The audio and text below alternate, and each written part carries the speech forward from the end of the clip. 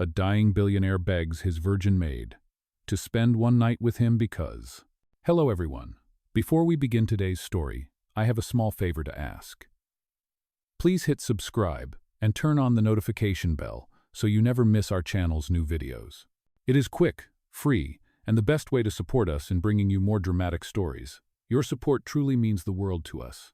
Where are you watching from? Drop your city or country in the comments below. Thank you very much. Now, let us get back to our main character. The mansion of Stonehill stood on the edge of the cliffs like a forgotten monument, its windows dark, its walls heavy with secrets. Inside, the ticking of a single clock was the only proof that time still moved.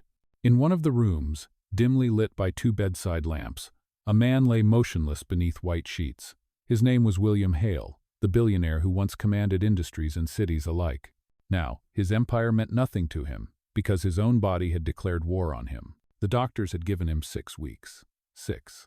Not enough to finish the symphony his late wife had begun, not enough to undo the years of arrogance and isolation that had turned him into a ghost long before his illness did. And yet, that night, something unusual happened. When the young maid entered with a tray of medicine, she found him sitting up in bed, eyes sharp, breath ragged but steady. His voice was weaker than a whisper, but what he said froze her in place. "Please, stay with me tonight." Quote. For a moment, the world stopped. She blinked, unsure if she had heard him correctly. "Sir, you need rest," he interrupted, his tone urgent but calm. "I said stay. Just tonight. Do not leave me alone again." Her heart raced. His request was not what it seemed. His gaze was clear, desperate not for touch, but for something deeper human presence, the kind no fortune could buy. Elena was 24, the newest maid in the house, hired only 3 weeks ago. She had never spoken more than 10 words to him until tonight. Everyone else feared the dying billionaire, whispered rumors that he spoke to ghosts, that sometimes he played the piano in his sleep. But looking at him now, she did not see a monster or a legend, only a man drowning in silence. She set the tray down, trying to compose herself. "Do you want me to read to you, sir?" she asked softly. He nodded, closing his eyes. "Read anything. Just make the night last a little longer." Claude. Her voice filled the room as she began reading from a poetry book left on the nightstand. The rain tapped against the window pane. Somewhere in the mansion, the piano played a single note by itself, a soft, low tone that no one touched. She paused, startled. He opened his eyes. "Do you hear it too?" "Yes," she whispered. He smiled faintly. "Then I am not insane after all."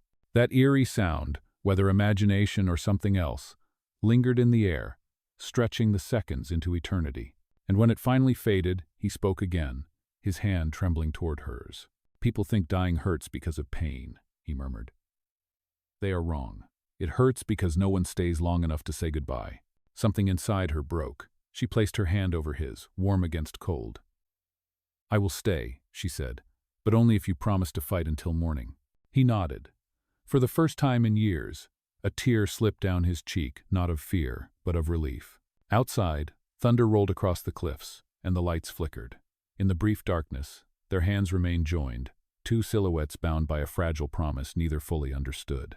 No one in Stonehill slept that night, and by dawn, the servants would whisper that the piano had played again this time, an entire melody. Whether it was the maid or the dying man himself, no one could ever tell. Morning arrived over the Stonehill mansion, but the sunlight could not chase away the pale blue glow that still lingered from the night before. The storm had passed, yet the sound of dripping rain from the roof echoed through the quiet hallways like a slow heartbeat. The servants moved silently, avoiding the master's wing, whispering that the old man might not last another day.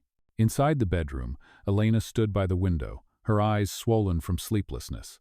The billionaire had finally drifted into shallow rest after the long night. She could still feel the warmth of his hand on hers, the tremor in his breath when he said, "Do not leave me alone again." Those words kept replaying in her mind. She wanted to believe it was only exhaustion speaking, not a sign that death was coming closer. She picked up the tray from the bedside table and replaced the wilted flowers with a new white lily from the garden. The scent filled the room, fresh yet fragile, like a promise that could break at any moment. When she turned, she saw that William was awake, watching her quietly. His eyes were tired, but something had changed in them. "You did not sleep," he said softly. Elena hesitated. "I was afraid if I closed my eyes, you would stop breathing." He smiled faintly. You have too much faith in a man who deserves none. She walked closer, placing the lily near his bed. Maybe faith is the only thing left to give when medicine runs out. He looked at her for a long moment. No one has ever spoken to me like that. Not my doctors, not my partners, not even my priest. Then maybe they forgot that you are still a man, not a monument, she said quietly. The clock ticked once, sharp and loud. For the first time in weeks, he laughed a dry, broken laugh, but real.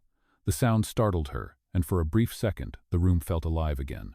Outside, the sea wind pushed open the curtains.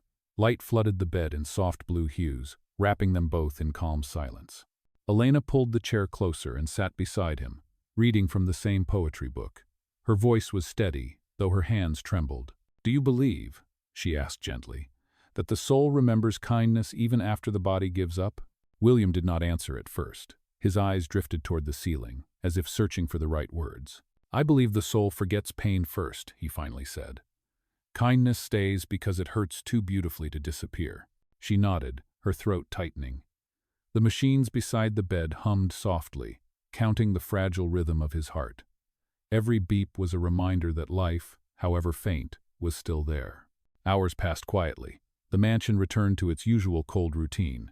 Servants whispered in hallways, and the world outside moved on without noticing the small miracle happening in this blue-lit room: an old man learning to speak again, and a young woman daring to listen. By afternoon, the doctor came in for his round. He frowned at the readings, surprised by the improvement. "His vitals are stabilizing," he muttered. "Strange. There is no medical reason for it." Elena only smiled faintly. She knew what had changed, though she could not explain it. Hope had entered the room and refused to leave. When the doctor left, William spoke again, his voice low but certain. "If I wake tomorrow, I want to see the ocean. Will you take me outside?" Elena nodded. "If you can stand, I will open every window." He smiled, eyes half closed. "Then I will live to see it." Outside, the rain stopped completely. The sky turned a soft silver blue. For the first time, light filled the mansion without fear. If you were in Elena's place, watching over someone who could be gone at any moment, would you stay, or would you walk away before the pain comes? Tell us what your heart says in the comments below. The following morning carried a strange kind of peace over the Stonehill mansion. The storm had cleansed everything. The glass windows shone, the ocean looked calm, and the air felt almost too still. Yet inside William's room, time seemed to move differently. The machines hummed softly, counting the seconds between fragile breaths, while sunlight reflected through the curtains in pale blue ribbons that danced across the white walls. Elena entered quietly, holding a small breakfast tray and a fresh vase of lilies. She had been awake most of the night, replaying the doctor's words. There is no medical reason for this improvement. Those words echoed in her mind like a secret only she and William shared. "Good morning," she said softly. William turned his head slowly toward her. His skin looked less pale than yesterday, his eyes clearer. "You came back," he said, as if surprised. She smiled gently. "I said I would. You promised to see the ocean, remember?" He nodded. "It feels strange, to wake up and not expect to die." He paused, voice thin but steady. "Maybe you have cursed me with hope." Elena placed the tray on his lap. "Then it is the kind of curse everyone should want." Quote. He studied her face, the way her hair caught the morning light. "When was the last time someone took care of you?" he asked suddenly. Her hand froze on the edge of the tray. "It does not matter." "It does," he said quietly. "Kindness has a cost. You give too much of it away, and soon you will have nothing left for yourself."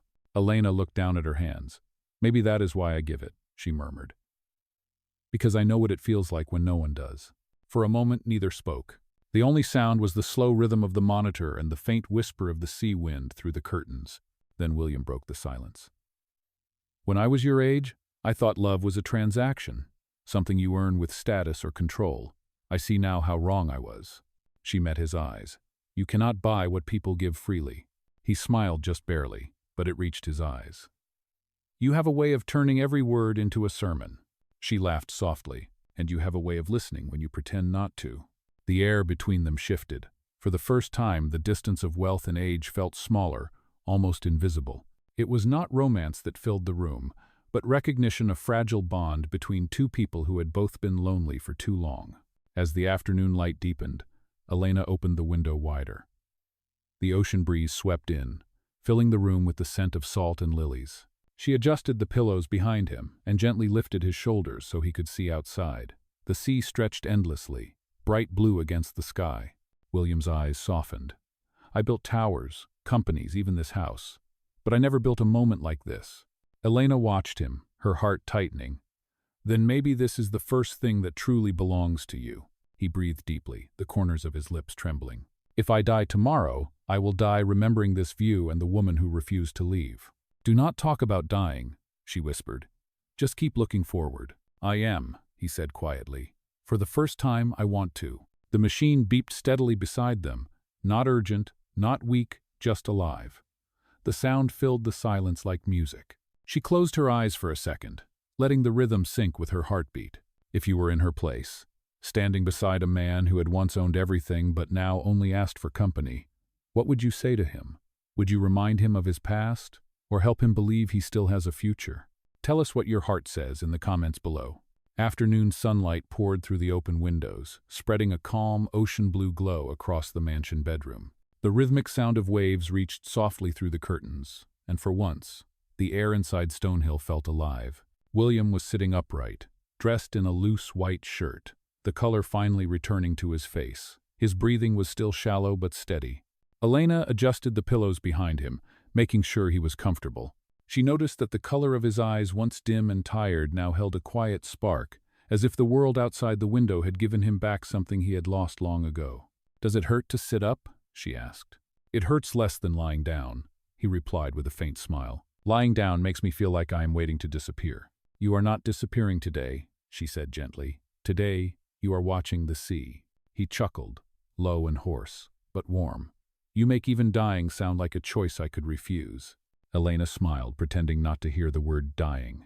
She pulled the curtains aside to let the light flood the room completely. The space transformed, no longer cold or sterile, but bright and human. William turned his gaze toward her. You should open your own place one day. A home where people like me could find peace. She blinked. People like you? The ones who forgot how to live, he said. You seem to know how to remind them. Elena looked down, embarrassed. I do not think I could run a place like that. I do not even have a place of my own. Then promise me you will someday, he said quietly. Promise me that when I am gone, you will keep helping people breathe again. Yuez? She hesitated, unsure whether it was right to make promises to a dying man. But something about the way he said it, calm, not desperate, made her believe him. I promise, she whispered. He nodded, content, as the breeze lifted the edges of the bedsheet. Good. Then even if I go, it will not all end here. The room fell into silence again, but it was a peaceful silence, the kind that no longer carried fear. After a while, William gestured toward the piano in the corner. Can you play? She shook her head. Not really. I can only read the notes. He smiled. Then read them aloud. I will play them in my head. Elena walked to the piano, her fingers tracing the faded keys. She opened the sheet music that had been left there, the one written by his late wife. Notes and markings filled the pages, but the last line ended abruptly. This is beautiful, she said. She wrote it before the surgery, he said softly. It never got finished. Quote. Elena sat on the piano bench, reading the final stanza aloud. Her voice trembled but grew steadier with each word. William closed his eyes, breathing in rhythm with her voice. The blue light wrapped around them both, and for a moment it felt as though the room itself was listening. When she finished, he opened his eyes again. You made it sound complete. She turned toward him. It is not complete. It just stopped. He smiled faintly. So did I, until you arrived. Quote. The words hung between them, gentle but heavy. Elena's chest tightened, and she quickly looked back at the music sheet to hide her emotion. Outside, the ocean shimmered under the sunlight, waves catching the same silver-blue reflection that filled the room. The air was warm, yet every sound felt fragile, like it could vanish at any moment. Elena whispered almost to herself, Sometimes I think you were meant to hear that song. William nodded, his voice barely audible. And sometimes I think you were meant to finish it. For a long moment, neither of them moved. It was not love, they felt. It was something quieter, deeper, a connection that healed without words. Night fell quietly over Stonehill. The waves had slowed, and the mansion, which once echoed with emptiness, now carried the rhythm of a single heartbeat, the fragile, steady beat of a man who had begun to want more time. Elena sat in a chair beside William's bed, the soft glow of the blue bedside lamp washing over them both. The piano stood silently in the corner, its keys reflecting faint light. The unfinished sheet music remained open, where her voice had brought it back to life earlier that day. William looked toward her, his voice low but calm. "You have been here all day." She nodded. "You asked me to help you see the ocean. I thought maybe tonight you could rest with peace in your heart." Quote. He gave a small smile. "Peace?" he repeated. "That is a word people use when they stop fighting, but I am not sure if I am ready to stop." Elena met his eyes. "Then do not. If you want to live, fight. I will be here." He watched her quietly. "Why? You could leave. You could find work somewhere brighter, somewhere filled with people your age. Why stay in a house with a dying man?" Her fingers tightened on the edge of the blanket. "Because you are not dying tonight," she said firmly, "and because someone once stayed beside my mother when I could not. I learned that kindness travels, it finds its way back." William's eyes softened. "So this is how you repay the world." "Maybe," she said softly. "Or maybe I am just trying to believe that good things do not end with loss." He looked away, his breathing deepening. The silence stretched between them, filled with things neither dared to say. The blue light painted shadows across his face, gentle but real, tracing the years he had carried alone. "Elena," he said after a moment, "would you do me a favor?" She straightened. "Anything, sir. If tonight were my last," he said slowly, "I want it to feel like a night worth remembering. No machines, no doctors, just something real." Her throat tightened. "You mean?" He nodded. "Stay here. Do not leave the room. Just talk to me." For a long moment she said nothing. The air grew still, the sound of the ocean faint and distant. Then she nodded. "All right. I will stay." He smiled faintly, a tear forming at the corner of his eye. "That is all I wanted." The hours that followed passed gently. They spoke about small things, the scent of lilies, the sound of rain, the way light changes when it touches the sea. He told her stories from his youth, about mistakes that cost him friendships, about love that never learned to stay. She listened without judgment, her voice warm whenever she answered. At one point he whispered, "You know, if someone had asked me 10 years ago what happiness looked like, I would have said success. Now I think it looks like this room." She blinked back tears. "Then I hope this room lasts forever." William chuckled softly, coughing once before continuing. "No room lasts forever, but people remember how they felt inside it." The lamp flickered slightly, then steadied. He turned his gaze toward the piano. "If I do not wake tomorrow, will you finish the song?" Her voice trembled. "Yes," she said. "I promise." He nodded once, a faint look of peace settling on his face. "Then tonight, I am not afraid." Elena stayed beside him long after his eyes closed. The sea breeze slipped through the open window, moving the curtains like a slow heartbeat. Somewhere in the distance, thunder rumbled low and soft. She reached out and held his hand. It was cold, but not lifeless. The monitor beeped slowly, steady, faithful. She whispered to the still air, "You are not alone." And for a moment, it felt as though the house itself exhaled a quiet sigh of relief, as if it too had waited for someone to stay. The next morning, the sky over Stonehill was pale and silver, the kind of light that felt too quiet to be real. The ocean was calm, the wind gentle, but inside the mansion, every sound carried weight: the hum of the machines, the slow creak of wood, the fragile rhythm of a life that refused to fade. Elena woke in the chair beside William's bed, her head resting near his arm. For a moment she forgot where she was. Then she saw his hand, cold but still faintly pink, and the faint rise and fall of his chest. Relief washed over her like warm sunlight. "Good morning," she whispered, though she was not sure he could hear. His eyes opened slowly, gray and tired, but still aware. "You stayed." "I promised," she said softly. "And you are still here." He smiled weakly. "It seems the night did not win." She poured a glass of water and helped him drink. His fingers brushed hers, light as air. The connection made her chest tighten with emotion. She wanted to tell him how much it mattered that he was still breathing, but words felt too small for the moment. "Did you finish the song?" he asked suddenly. "Not yet," she replied, "but I will." "Then let me hear it when it is done," he said, eyes closing again. "Even if I am not here." She placed her hand gently over his. "You will be here, in every note." The morning passed in silence, broken only by the ocean's rhythm. Elena began to hum softly as she cleaned the room. She did not realize it, but she was humming the unfinished melody, the one that had been waiting to be completed. William listened quietly, his lips moving as if remembering each note. "That sound," he said faintly, "it feels familiar." "It should," she said. "It was written for you." He smiled. Then maybe it found its way home.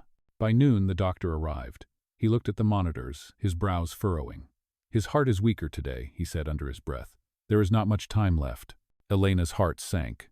"Is there anything more we can do?" The doctor shook his head. "Keep him comfortable. Sometimes that is all we can give." After he left, the silence returned, heavy but kind. Elena sat beside William again. She picked up the poetry book and began to read where she had stopped days ago. Her voice was steady, though her eyes glistened. Each word seemed to reach deeper than before. When she finished, he whispered, "You sound like her." "Your wife?" she asked. He nodded. "She used to read to me when I could not sleep. I thought I had forgotten the sound." Elena smiled faintly. "Then maybe that is what healing really means, remembering what you thought you lost." He turned his head toward her, his eyes softer than she had ever seen them. "You remind me that being alive is not the same as living." "Then live," she said quietly. "Right here, right now." The blue light from the window fell over them like water, wrapping their silhouettes together in a calm glow.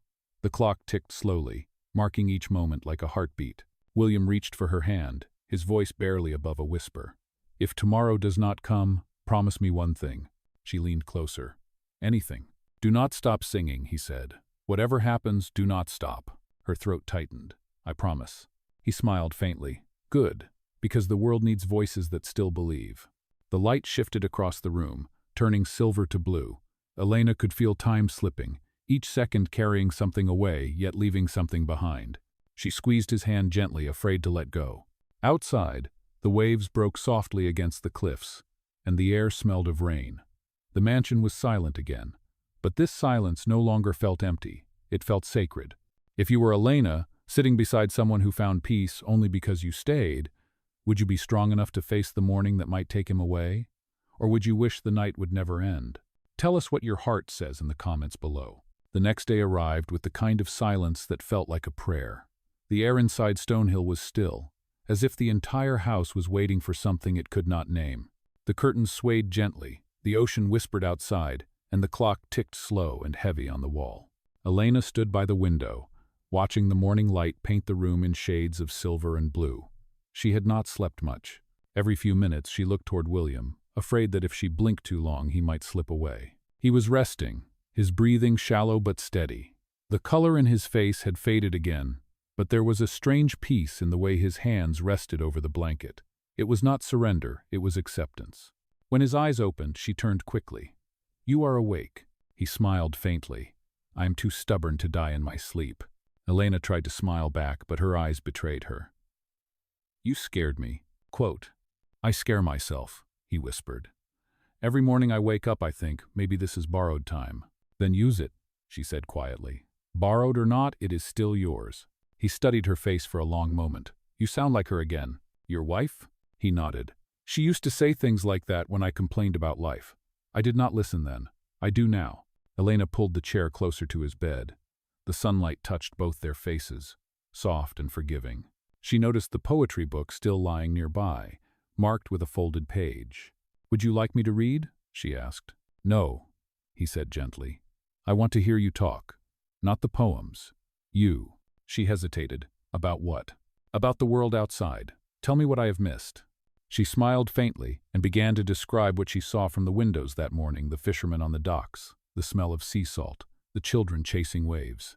As she spoke, his breathing seemed to slow, not from weakness, but from calm. "I forgot how simple beauty can be," he murmured. "I spent decades building towers, chasing numbers, and I never noticed the color of the sea." "You notice it now," she said softly. "Yes," he said, "because you showed it to me." He paused, closing his eyes for a moment before speaking again. "Elena, there is something you should know." She leaned closer. "What is it?" "I have made arrangements. Everything I own, this house, the trust it will be managed by my foundation. But there is something more personal." She frowned slightly. "Personal?" He nodded weakly. "There is a scholarship fund. I named it after my wife, and now your name will be beside hers." Elena froze. "What? No, you cannot?" "I already did," he said firmly, though his voice was barely above a whisper. You gave me something no doctor could. A reason to want to live, and when that failed, a reason to go in peace. Let me give something back. Tears filled her eyes. I did not help you for that. I just wanted you to feel less alone. He smiled. Then you succeeded. For a moment, silence filled the room again. The ocean wind carried the faint scent of lilies, and the world seemed to hold its breath. He reached for her hand, and she took it without hesitation. His skin was cool, but the warmth in his eyes made it feel alive. Elena, he whispered, when I go, do not grieve too long. Finish the song. Live the life I could not. She shook her head, tears streaming freely now. Do not talk like that. I have to, he said softly. Because you are the only one who will listen. The light grew brighter, wrapping around them in a pale blue glow. Time felt suspended. He looked out the window once more, the ocean reflecting in his fading eyes. If heaven looks anything like this, he said quietly, I will not be afraid. Elena squeezed his hand. Then I will make sure you see it, even if only from here. He smiled one last time, weak but peaceful. Outside, the waves kept rising and falling, steady and endless, like a promise that some things never truly end. The morning after felt heavier than any before. The ocean outside was still, as if the world itself had stopped breathing. The light that usually spilled into William's room was softer, now dim, pale, and uncertain. The house was quiet, too quiet. And for the first time, Elena wished for the sound of his weak laughter, even for his coughing. Anything but this silence. She stood beside the bed, her hand resting gently on the blanket. William lay motionless, his face calm, his lips parted slightly as if caught mid-breath. The monitor beside him had already gone still hours ago. The doctor had come and gone, leaving behind only sterile words, time of death, peaceful, no pain. But for Elena, there was nothing peaceful about losing the only person who had made this cold mansion feel alive again. Her voice was barely a whisper. You kept your promise, you fought until morning. Outside, the sky had turned silver, the same color it had been the first day she arrived. It was as if the sea had taken on his memory, calm, quiet, eternal. She pulled the curtains wider, letting the ocean light wash over his face one last time. You said heaven might look like this, she said softly, so I hope you found it. She sat by his side for a long time, unable to move. The scent of lilies filled the room again, fresh ones, placed there last night before they both fell asleep. Their petals caught the light, glowing faintly blue, like the breath of something still alive. When she finally stood, she noticed an envelope resting on the piano. Her name was written on it in shaky handwriting. She opened it slowly, her hands trembling. Inside was a short note. Elena, thank you for staying when the world had already left. You reminded me that kindness can outlive time. If this letter finds you, it means my voice has stopped, but the music has not. Finish the song. Make it yours, William. She pressed the paper to her chest, her breath shaking. I will, she whispered. I promise. The piano waited silently in the corner, the same place where their conversations had begun. She walked toward it, still holding the letter. Her reflection appeared faintly on the polished surface of the lid, surrounded by the pale blue light that filled the room. She opened the piano lid and touched the keys. They were cool beneath her fingertips. The sheet music was still there, the one his wife had started, the one William had asked her to finish. She sat down slowly, the chair creaking softly under her weight. Her first notes were uncertain, barely audible, but as she played, her hands began to steady. The melody unfolded like a conversation between the living and the gone. It was gentle at first, then fuller, warmer, carrying the weight of both pain and peace. Tears blurred her vision, but she did not stop.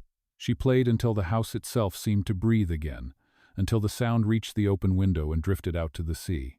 Somewhere the light shifted. The room seemed brighter now, almost glowing. And for one fleeting moment, she swore she heard another note join hers, a faint echo from nowhere and everywhere at once. Elena smiled through her tears. I hear you, she whispered. You are not gone. When the final note faded, the house felt different, no longer haunted, but alive. The piano stood in silence again, but this time, it did not feel empty. It felt complete. She folded the letter carefully and placed it inside the music book. Then she closed the piano lid and stood up, facing the open window. The sea glimmered under the pale morning sun, endless and free. Elena took one last look at the bed, where William rested beneath the soft blanket. Rest now, she said. The song is finished. And for the first time, her words did not tremble. They carried strength, purpose, and peace, the same peace he had given her. Weeks passed, and the sea outside Stonehill kept its rhythm calm, eternal, and indifferent to the stories it had witnessed.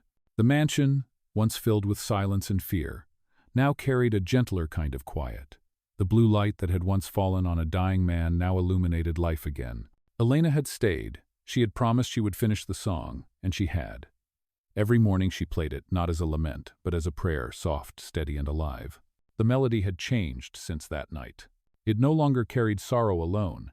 It carried memory, gratitude, and a strange warmth that made people stop and listen when they passed by the open windows. Neighbors began to talk. Some said they could hear piano notes floating down from the cliffs at dawn. Others said they saw candlelight glowing through the windows when the sky turned gray.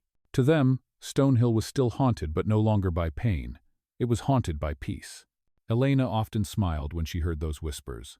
"Maybe he just likes the sound," she would say softly, glancing toward the piano.